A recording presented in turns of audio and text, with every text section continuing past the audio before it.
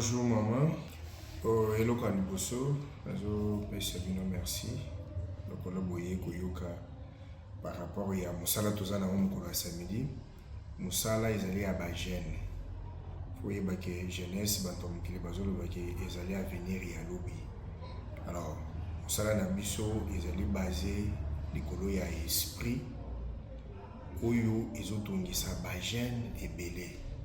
Actuellement, Missa les athées, les bas les athées, complications de la vie.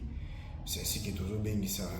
Les jeunes nyonso, les jeunes frères, les jeunes sœurs, ils ont bazo sambe, ils ont bazo sambe la té. Mukoloana Zambe ya papa évêque à cause de leur rendez-vous. Le petit lango, bokende koyebisa na papa Jacob que Joseph azana bomui.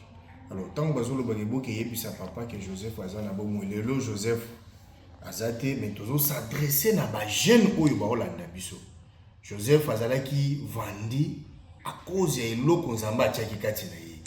C'est ainsi que tu lances un message par inspiration et Saint-Esprit qui à cause de don, à cause de ministère, où on a dit la vie.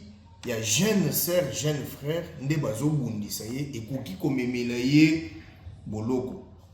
Boloko ane ekoki kozala spirituellement, physiquement, financièrement. C'est ainsi que tozo bengisa ba jeune baya samedi oyo le 2 mai à partir de 15h30 tozo na bonima Nzambe ya papa évêque à cause de rendez-vous. ACK Bandal ezali esika ya kobunga te.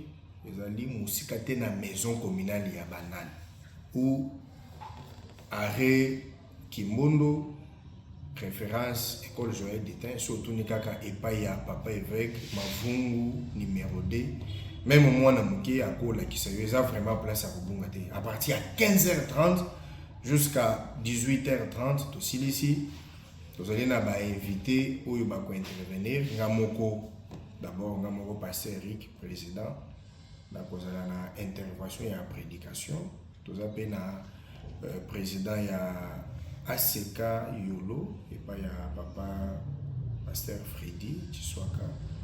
La combo ya président Élysée y peut avoir la katia pour intervenir. Tout ça na bayembi. Tout na frère Miki Kaninda l'homme de Kolokota. Le Kolo to simbi bichaka chaka. Donc samedi on a tambola na bichaka chaka na yo. Kumisa Nzambe na nzela ya louange, nzela ya adoration.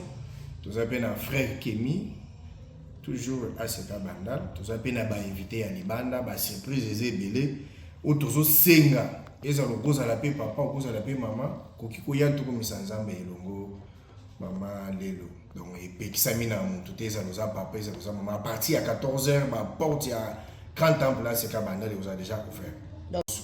La signor Sokola de biso yaka samedi où ya parti ya 15h30 et tozana konima Nzambe na biso akopambula akobikisa boya ebele Nzambe ya papa évêque apambola bino nyonso.